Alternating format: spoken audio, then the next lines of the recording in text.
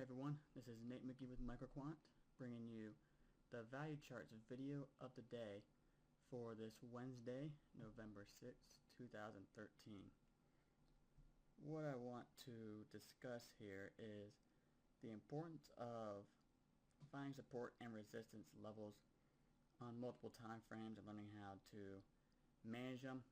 We had a webinar about this just recently here, discussing multiple time frame analysis, and I want to kind of show you how I do this per se.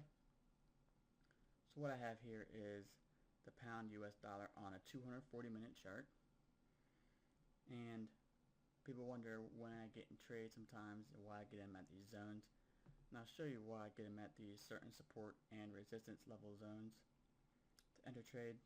It's not like I don't take trades anywhere else, it's just once they are near these areas I start to take notice. Okay,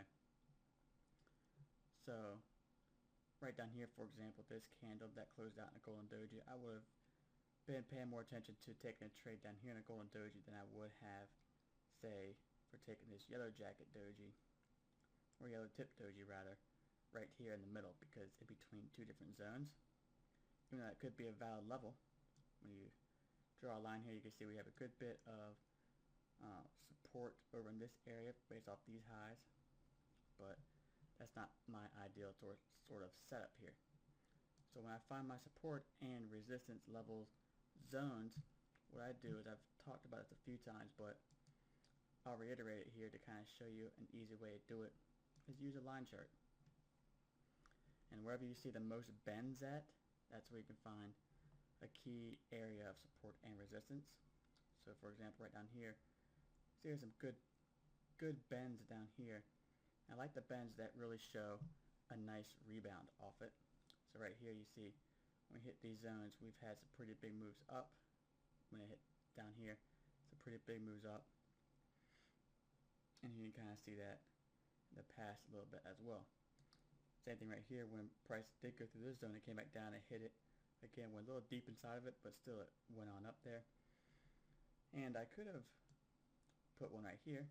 That seems fairly decent, but it is kind of in the middle of a zone. I want to have a good bit of distance between two different zones. I want to have right about 100 pips or so between each one. On the 240 minute, when it comes to like a daily chart, I want to have about 200 to 300 between each zone.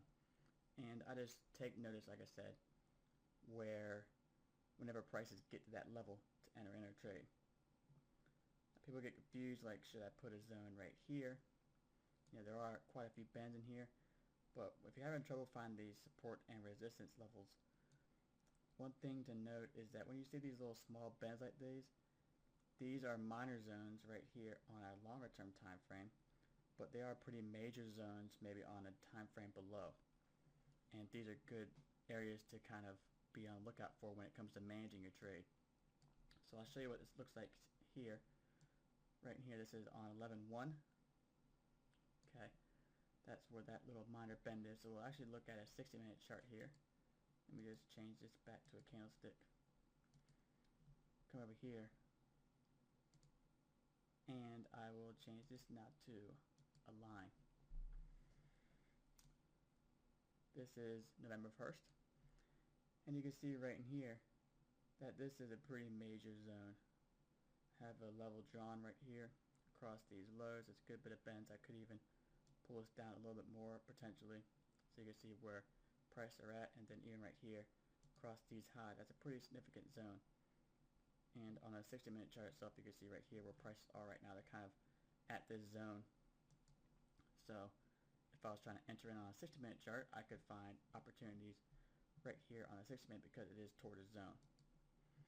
And whenever you are in a trade based off that longer term time frame, say I did take a short off of this right here back on the 30th, I could manage it right in here because I can know where a major zone is. I can know where it's going to come back down to. I can note that, okay, it's coming down toward a pretty major zone right here on a 60-minute chart, so it helps me manage my trades a little bit better.